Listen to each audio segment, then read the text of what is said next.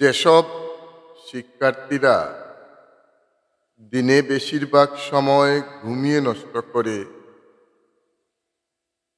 আর প্রয়োজনের তুলনায় বেশি ঘুমানো পছন্দ করে, সেই সব শিক্ষার্থীরা জীবনে সফল হতে পারে না এবং তারা বেশিরভাগ কাজ ঠিকমতো করতে অক্ষম হয়। এই শিক্ষার্থীরা কোনো অবস্থায় মিছামিছি সময় ঘুমিয়ে নষ্ট করবে না, কারণ ঘুমানোর জন্য তো আমাদের জীবনের শেষে একটা স্থান রয়েছে, সেটা হলো কবর। সেখানে সারা জীবন একটা জীবন আমরা সেখানে ঘুমাবো। কিন্তু যে পৃথিবীতে তুমি এসেছো, তুমি পড়বে, কিন্তু মিছামিছি শুধু ঘুমাতে যদি থাকো তাহলে সময় নষ্ট হবে। তাই কোনো অবস্থায় 6 ঘন্টার বেশি ঘুমিয়ে নিজের জীবনটাকে নষ্ট করো না। প্রত্যেকটা ক্ষেত্রে নিজেকে পড়াশোনায় ব্যস্ত রাখো। প্রত্যেকটা ক্ষেত্রে নিজেকে জ্ঞান অর্জনের দিকে ব্যস্ত রাখো। না হলে জীবনে এমন একটা সময় আসবে, তুমি শুধু অনুশোচনাই করতে থাকবে, কিন্তু তার থেকে পরিত্রাণ বা মুক্তি পাওয়ার তোমার কোনো রাস্তা থাকবে না।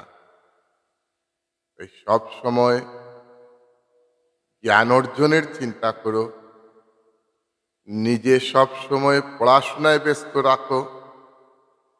এমনভাবে পড়ো, সেটা বুঝে শুনে পড়ো। তোমার পড়াশোনা যাতে বুঝে শুনে হয়, বিষয়বস্তু বুঝে হয়। বিষয়বস্তু না বুঝে যদি তুমি পড়তে থাকো, তাহলে সেই পড়াটা বেশিক্ষণ বা বেশি সময় স্থায়ী থাকবে না। যেটা আমাদের শিক্ষার্থীরা ভুল করে পরীক্ষার সময় ভুল লিখে, সেটার মূল কারণ হলো যে তারা বিষয়বস্তু না বুঝে উত্তর মুখস্থ করে এবং পরীক্ষার সময় তারা ভুলে যায়। তাই তুমি একজন ভালো শিক্ষার্থী হতে গেলে তোমার প্রথম দায়িত্ব হলো ঘুমানো একেবারে কমিয়ে দেওয়া। জীবনের খুব কম একটা সময় ঘুমিয়ে কাটাবে এবং প্রতিটা ক্ষেত্রে নিজে পড়াশোনায় ব্যস্ত রাখবে। নিজেকে যদি পড়াশোনায় ব্যস্ত না রাখো, পড়াকে যদি তুমি নেশা হিসাবে গ্রহণ না করো, তাহলে কোনো অবস্থায় তুমি পড়াশোনা করে জীবনে এগিয়ে যেতে পারবে না। তাই পড়াশোনাকে নেশা হিসাবে গ্রহণ করো, পড়াশোনাকে অভ্যাসগত করো, পড়াশোনার প্রতি আগ্রহ বৃদ্ধি করো। তারপরেই দেখবে তোমার জীবনে তুমি ঠিক মতো পড়াশোনা করে একটা ভালো জায়গায় পৌঁছতে পারছো, সফল হচ্ছ, সর্বত্র সফল হচ্ছ। ভালো একটা কেরিয়ার গড়তে গেলে মিছামিছি ঘুমানো যেটা, সেটা বন্ধ করে দিতে হবে। আমি বলেছি একটু আগেই যে ঘুমানোর জন্য তো আমাদের এমন একটা জায়গায় রয়েছে যে মৃত্যুর পর আমরা সেখানে অনেক যুগ যুগ ধরে, হাজার হাজার বছর ধরে সেই কবরের মধ্যে তো ঘুমিয়েই থাকবো। তাই জীবনে যতদিন বেঁচে আছো, ততদিন অন্তত ঘুমানোর থেকে নিজেকে বিরত রাখো। 6 ঘন্টার বেশি কেউ ঘুমাতে যাবে না, নাহলে ঘুমিয়ে ঘুমিয়ে জীবনটা কাটিয়ে দেবে। পড়াশোনা হবে না, কাজ হবে না। তাই চাণক্যই বলেছেন এই কথাটা, যে শিক্ষার্থীরা বেশি ঘুমালে কখনো সে সফল হতে পারে না, কখনো সে জীবনে ভালো রেজাল্ট করতে পারে না, সে সব কিছুতেই অক্ষম থাকে। এই ব্যাপারগুলো আমাদের মনে রাখার প্রয়োজন, বুঝার প্রয়োজন। অলস শিক্ষার্থীরা ঠিক ততটাই জ্ঞান অর্জন করে যতটা তাদের পরীক্ষায় উত্তীর্ণ হওয়ার জন্য প্রয়োজন।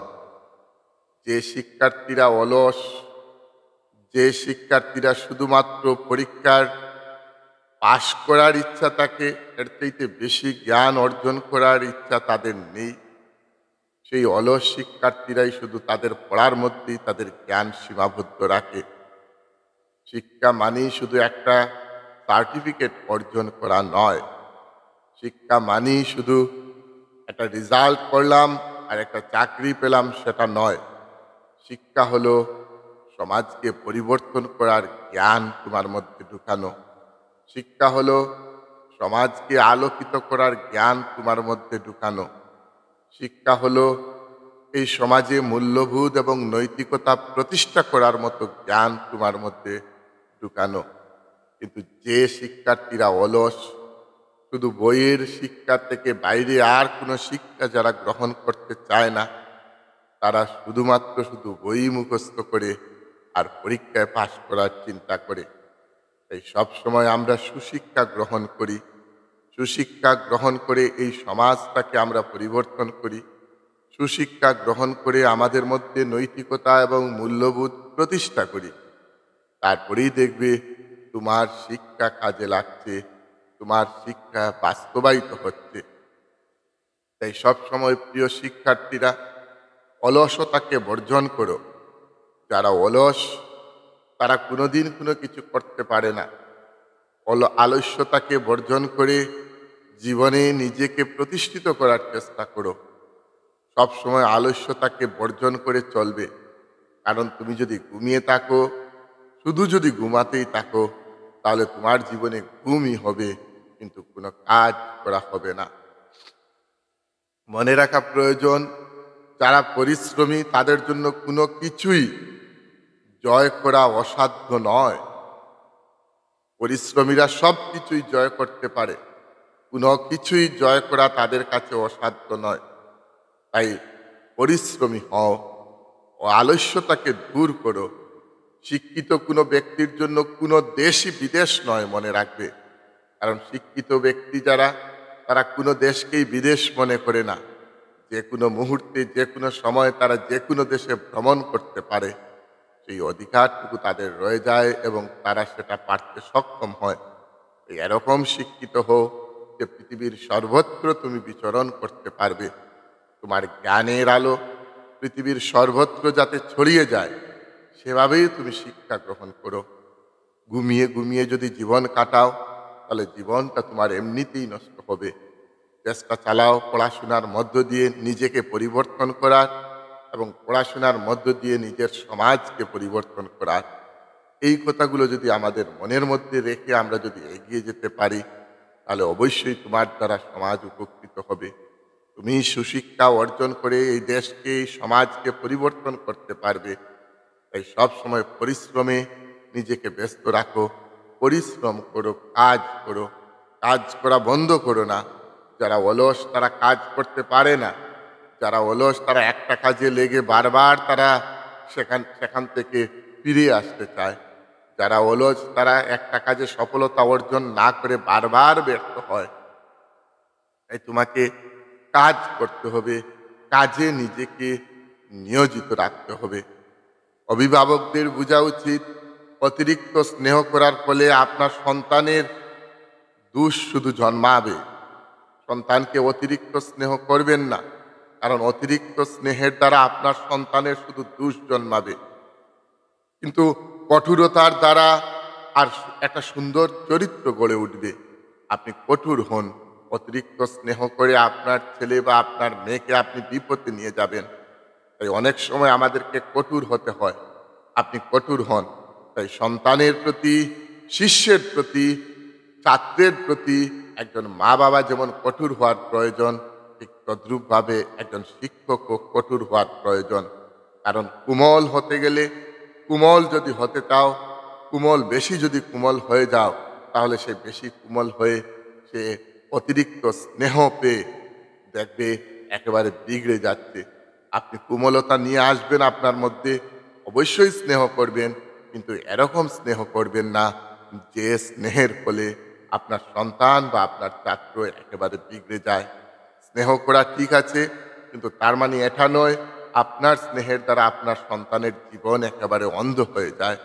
তাই সবসময় আমাদের খেয়াল রাখার প্রয়োজন, কোনো অবস্থায় আমরা আমাদের সন্তানকে বা আমাদের ছাত্র ছাত্রীদেরকে অতিরিক্ত স্নেহ করব না। কারণ অতিরিক্ত স্নেহর দ্বারা সব সময় সেই ছেলেটা বা সেই মেয়েটা বিপথে পরিচালিত হবে। প্রয়োজনে আপনি কঠোরতা অবলম্বন করবেন। আপনার মধ্যে অবশ্যই কোমলতা থাকবে, কিন্তু তার মধ্যে প্রয়োজন সাপেক্ষে সময় বুঝে আপনি কঠোর হবেন। না হলে বিপথে যদি একবার আপনার সন্তান চলে যায়, তাকে ফিরিয়ে আনা আপনার মুশকিল হয়ে দাঁড়াবে। তাই শিক্ষা প্রতিষ্ঠান বলুন আর পরিবারই বলুন, সর্বত্রই আমাদেরকে কোমলতার পাশাপাশি কঠোর হওয়ার প্রয়োজন। তারপরেই দেখবেন আমাদের সন্তানেরা, আমাদের ছাত্রছাত্রীরা সুপথে পরিচালিত হচ্ছে, তারা কখনো বিপথে পরিচালিত হবে না। সন্তানকে যারা পড়ান না, সেই পিতামাতা সেই সন্তানেরই শত্রু। যে পিতামাতারা তাদের সন্তানকে পড়াশোনা করান না, মনে রাখবেন আপনি তার শত্রু, আপনি তার মিত্র নন। তাই সবসময় সন্তানকে জ্ঞানের আলো দেখিয়ে দিন, শিক্ষার পথ দেখিয়ে দিন, তাকে সুশিক্ষিত করুন, তাকে উচ্চ শিক্ষিত করুন। যে বাবা মারা তাদের সন্তানকে পড়ান না, পড়াবার ইচ্ছা প্রকাশ করেন না, পড়ানোর থেকে সন্তানদেরকে দূরে রাখেন, সেই বাবা মারা মনে রাখবেন একদিন আপনার সন্তান আপনাকে দোষারোপ করবে। কারণ জ্ঞাত সারেই হোক আর অজ্ঞাত সারেই হোক, আপনি আপনার সন্তানের শত্রু হয়ে গেলেন। তাই সব সময় খেয়াল রাখবেন, আপনি আপনার সন্তানকে সুশিক্ষা দিয়ে মানুষের মতো মানুষ করবেন। আপাতত আপনি আপনার ছেলেকে কোনো কাজে লাগিয়ে দিলেন পড়াশোনা বন্ধ করে, আপাতত আপনি তার উপার্জনে চলে গেলেন, কিন্তু আপনার ছেলে জীবনটাকে আপনি অন্ধকারে নিয়ে গেলেন। তাই সব সময় আপনি বুঝবেন যে আমার দায়িত্ব হলো, আমার কাজ হলো, আমি কষ্ট করেও যদি খাই, আমি যদি কষ্ট করেও উপার্জন করেও খাই, তবুও আমার কাজ হলো আমার সন্তানকে আমি উপযুক্ত শিক্ষা দিয়ে মানুষ করব। তাই সবসময় এই কথাটি ভেবে আপনি আপনার সন্তানকে উপযুক্ত শিক্ষা দিন। মনে রাখবেন, দুর্জন ব্যক্তি বিদ্বান হলেও যে কোনো মূল্যে তাকে এড়িয়ে চলা উচিত। অনেক মানুষ রয়েছে, সে বিদ্বান, খুব বুদ্ধিমান, কিন্তু তাকে এড়িয়ে চলা উচিত। কারণ মণিভূষিত বিষাক্ত সাপও অধিক ভয়ঙ্কর হয়ে ওঠে। যে ব্যক্তিটা দুষ্ট, যে ব্যক্তিটা হিংসুক, যে ব্যক্তি পরশ্রী কাতর, যে ব্যক্তি অন্যের ভালো দেখতে পারে না, এরকম ব্যক্তি যদি সে জ্ঞানী হয়, এরকম ব্যক্তি যদি সে শিক্ষিত হয়, আপনি তাকে এড়িয়ে চলবেন। কারণ সাপের মাথায় মুক্তা থাকতে পারে, সাপের মাথায় মণি থাকতে পারে, কিন্তু সাপ তো সাপই। আপনি সেই মণি উদ্ধার করতে যান না, দেখবেন সেই সাপ আপনাকে ছুবল মারবেই।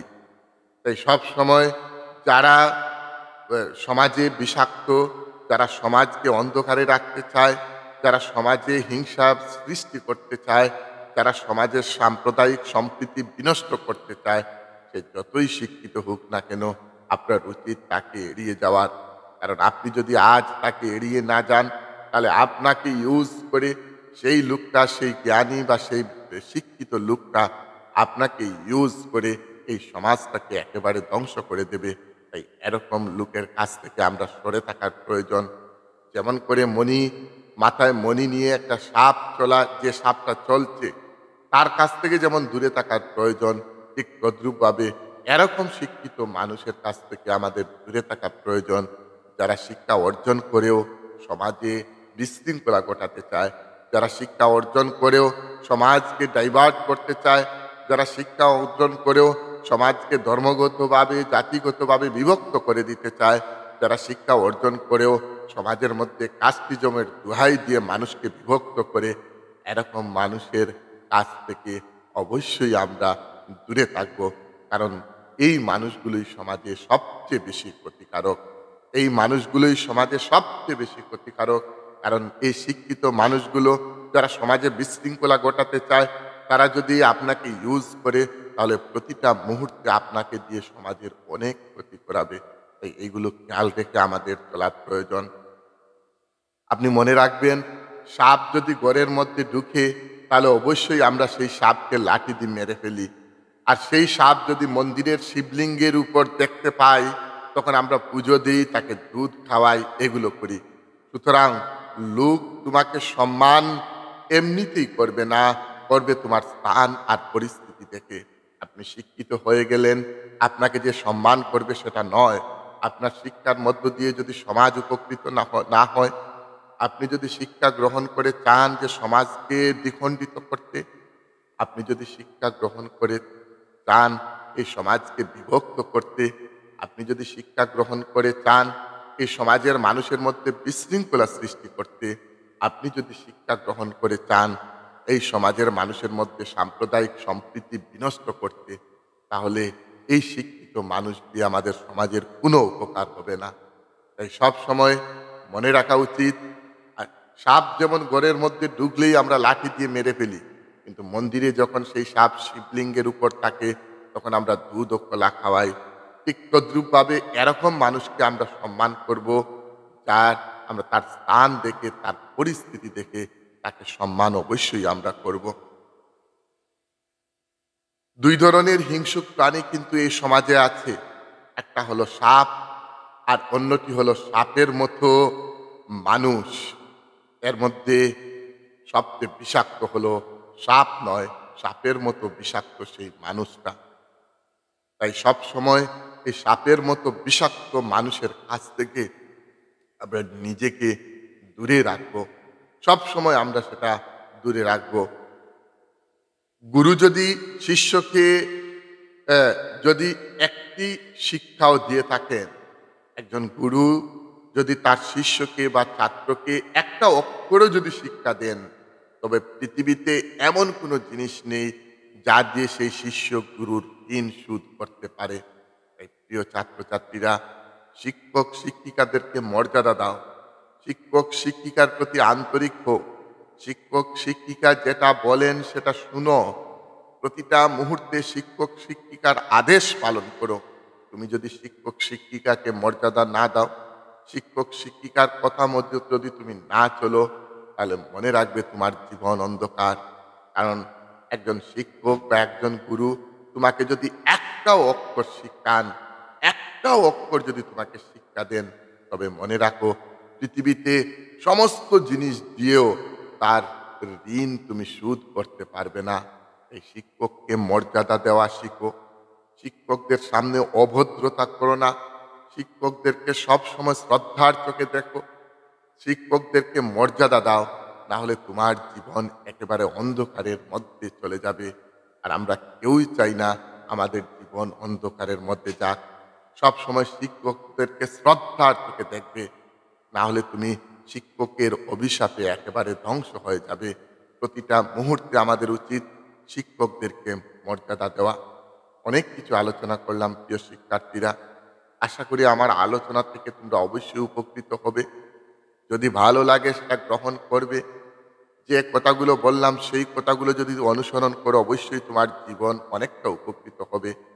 নিজের জীবনটাকে আরো সুন্দর করো, নিজের জীবনে নিজে প্রতিষ্ঠিত হও। প্রতিটা পদক্ষেপ খুব সতর্কতার সাথে পা দাও। ভালো একজন সুশিক্ষিত নাগরিক হয়ে এই সমাজের কাজে লাগো, দেশের কাজে লাগো, নিজেকে বিলিয়ে দাও সমাজের বিভিন্ন কাজে।